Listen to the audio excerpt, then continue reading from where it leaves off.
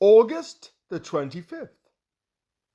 Before this faith came, we were held prisoners, locked up until faith could be revealed. Galatians chapter 3, verse 23. God, in times past, caused people to be kept subject to his law so they would learn the more excellent way of faith. For it was through the law that they would see God's holy standard and thereby realize their own utter helplessness. Then they would gladly learn his way of faith. God still causes us to be locked up until faith is learned. Our own nature, circumstances, trials, and disappointments all serve to keep us submissive and locked up until we see that the only way out is his way of faith. Moses attempted the deliverance of his people by using self-effort, his personal influence, and even violence. So God locked him up for 40 years in the wilderness before he was prepared for his work. Paul and Silas were called of God to preach the gospel in Europe.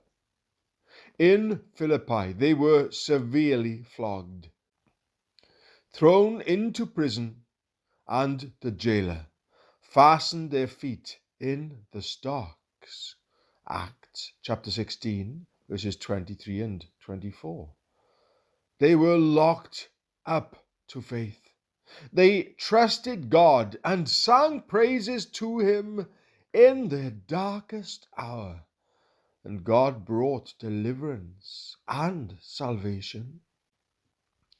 The Apostle John was also locked up to faith when he was banished to the Isle of Patmos.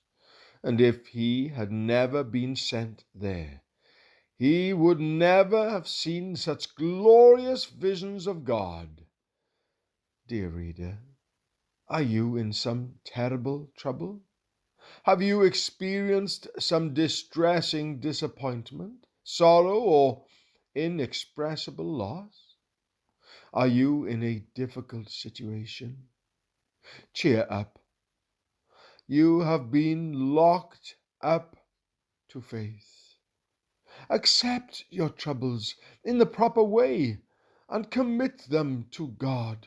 Praise him that in all things God works for the good of those who love him. Romans 8, chapter 28. And that he acts on behalf of those who wait for him. Isaiah chapter 64, verse 4. God will send you blessings and help, and will reveal truths to you that otherwise would never have come your way. And many others will also receive great insights and blessings because you were locked up to learn the way of faith. C.H.P. Great things are done when man and mountains meet.